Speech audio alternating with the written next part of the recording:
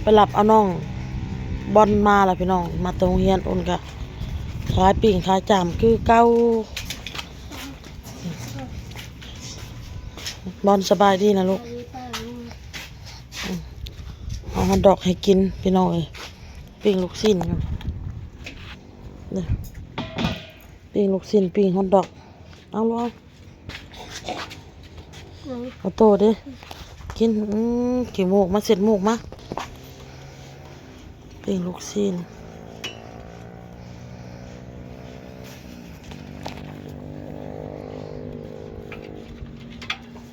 ไม่ยังลูกคนละ2 ไม้แหละพี่น้องเอ้ยลูกไม่เท่าน้อยเพิ่นสิออกมาขายบ่รู้ว่าแน่ๆบ่ฮู้พี่น้องอ้นก็ได้เราถามสิขายบ่อ้นขายย่างลูกชิ้นแล้วเฮาก็สิมาย่างหัวใจย่างเอ็นนะพี่น้องเนาะ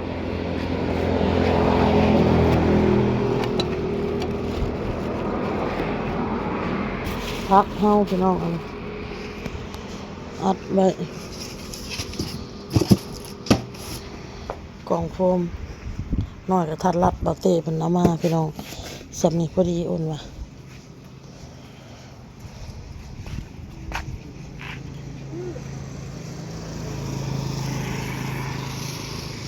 ขายเครื่องคือเก่าน้องบอลผัดมาแต่หลับห้องเฮียนแล้วก็สิเพิ่นเอาน้องเขาเมื่อพี่น้องเลยกินซะก่อนหูจักเวียกหูจักงานได้ยินบอกเฮ็ดเวียกส่วนไม่เท่าได้ยินบอกเบิ่งน้องส่วนไม่เท่าฮะฮะฮะอยากนอนเอาคืออยากนอนเอาคือว่าอยากนอนบัดนี้เป็นหยังเมื่อคืนนี่บ่ได้นอนฮะบ่ได้เลิกแล้วลูกเอ้ยจะนอนเมื่อคืนนี่9 โมงแม่เบิ่งโมงอยู่แต่ว่าคอยสงสัยว่าเจ้านี่เล่นเมื่อยเลิกตอนเพลนมาแล้วก็ไปเล่นก็เลิกโรงเรียนมาตอนแรกนี่ก็ไปเล่นบัดนี้เมื่อยแล้วอยากนอนโอนว่าพี่น้อง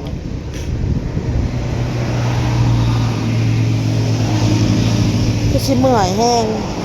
เฮ็ดหยังบ่ได้เฮ็ดหยังวานนี่ก็ผ้าแม่ซักแม่เป็นคนตากกู้กับแม่เป็นคนกู้พับเมียนกับแม่เป็นคนพับเอาแทงตาเจ้าของ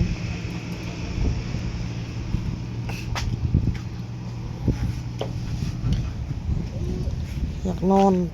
ปิ้งลูกชิ้นก่อนพี่น้องย่างลูกชิ้นเอาลูกชิ้นออกแล้วก็สิเอาเอ็นมาปิ้งเอาหัวใจมาปิ้งเนาะพี่น้องเนาะเฮา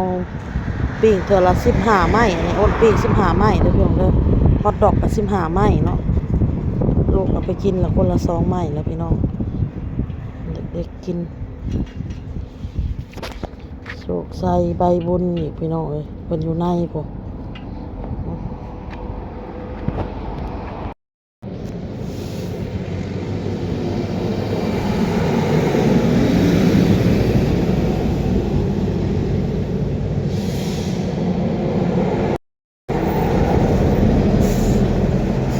ตกกระกายทางคุณวัน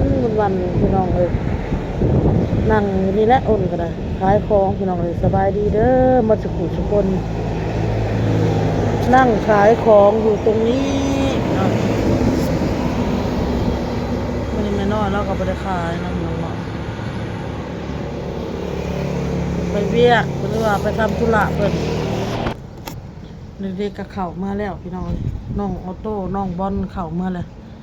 ว่าเรื่องความฝันมาเพียงเนาะฝันเห็นคนตายเมื่อคืนฝันแบบไปเกี่ยวกับไปงานหรือว่าไปบุญอย่างสักอย่างแต่ว่าเวลาไปหอดในทางแล้วพี่ก็เจ้าแห่ศพมาพี่น้อยแห่ศพมาว่าเขาจะเอาศพไปถิ่มอยู่ปราสาทนะกะมาหอดเท่าแล้วเพราะว่าศพน่ะเขาลวยลงว่ะ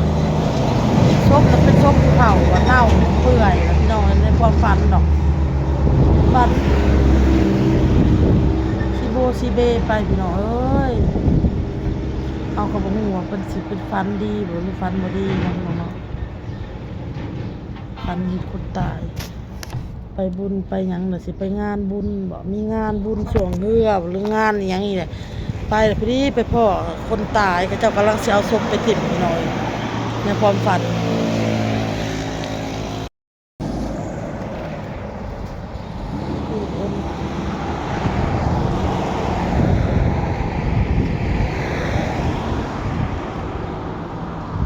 ไฟอ่อนคอยค้างไปพี่น้อยคอยค้างคอยปิ้งไป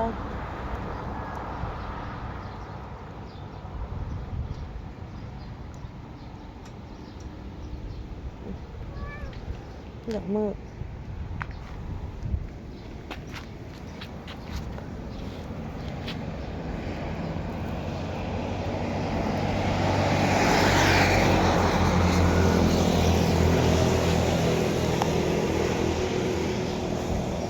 คอยค้างพี่น้อยขอค้างคอยปิ้งไป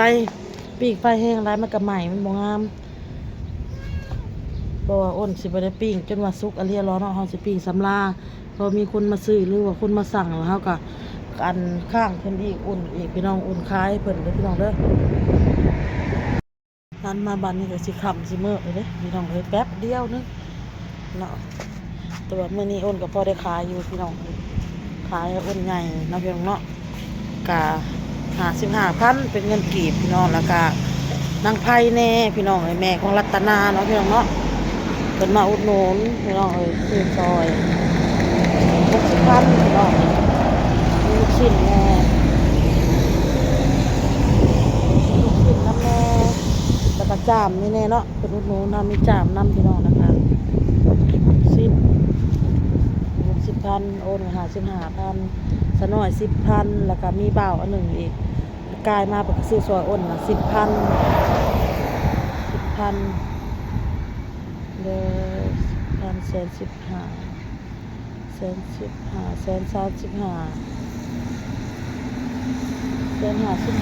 200,000 คนจะขาย200กว่าบาท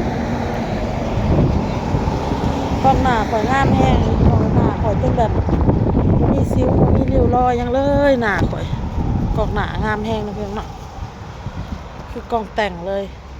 สิเป็นกล้องแต่งกำว่าได้นะพี่น้องเนาะเพราะว่ากล้องนี้มันมาน้ำเครื่องพี่น้องคันเวลาเขาถ่ายอยู่ในหมู่ห้องหรือว่าใต้ดอกไผ่ก็สิเป็นขาวได้ปะนี่ขาวหมอกขาวเห็ดอกโลกนะ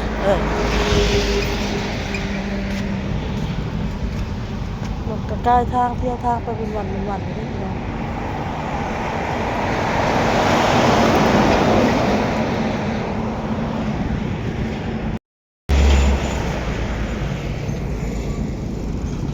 จะขำสิมืดละ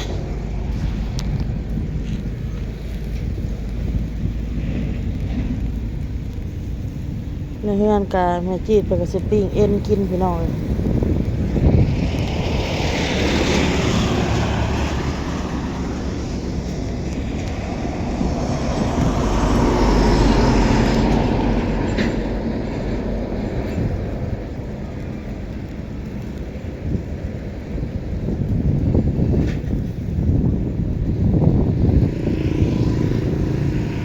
เอือบอ้นก็เอือบใส่ใบมะกรูดได้พี่น้องเด้อใบมะกรูดหัวชิงไข่กระเทียมนะพี่น้องเนาะค้างไฟอ่อนๆพี่น้องบอกค้างไฟแห้ง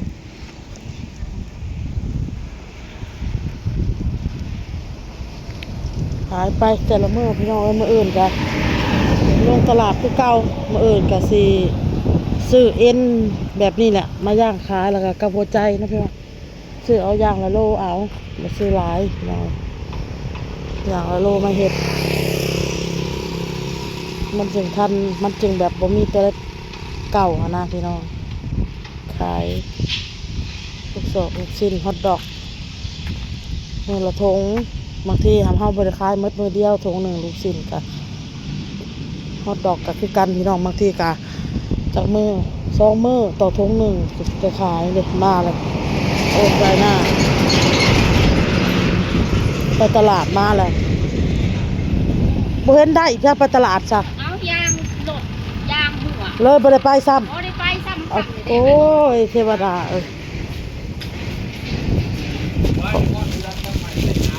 นั่นละเบอ ไอ้หน้าว่าเมื่อวานนี่ฮ้อนหูดับตับใหม่มื้อนี้หนาวว่ะ หนาวข้างก็มะนาวบางแรงนี่ เออ เนาะหมูเว้นนี่ก็ฮ้อนคือกัน เออ ได้ ขอบใจขอบใจ เพราะว่าเด้อ เพิ่นอุดหนูนซอยน้องพี่น้องเอ้นใหญ่สามพ่อแม่ลูกพี่น้องครบทีม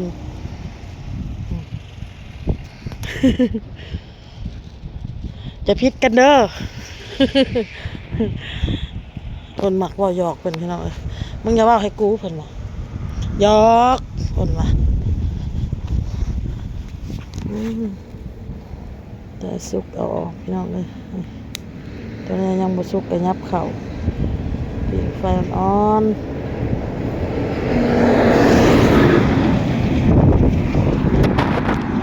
เดี๋ยวไปเที่ยวข้างวันอันนี้ก็ทางเมื่อท่าแขกเวียงจันทน์พี่น้องเอ้ยทางนี้เป็นเส้นผ่านเมื่อทางเวียงจันทน์ทางท่าแขกเส้นนี่ก็โยมัน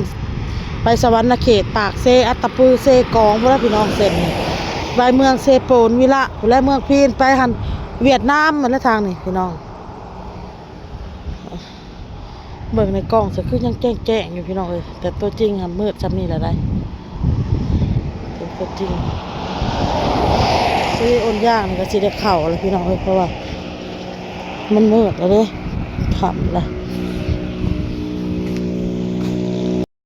พี่น้องคลิปนี้โอนก็สิได้ลาไปก่อนพี่น้องพ่อคลิปหน้าจ้าสบายดี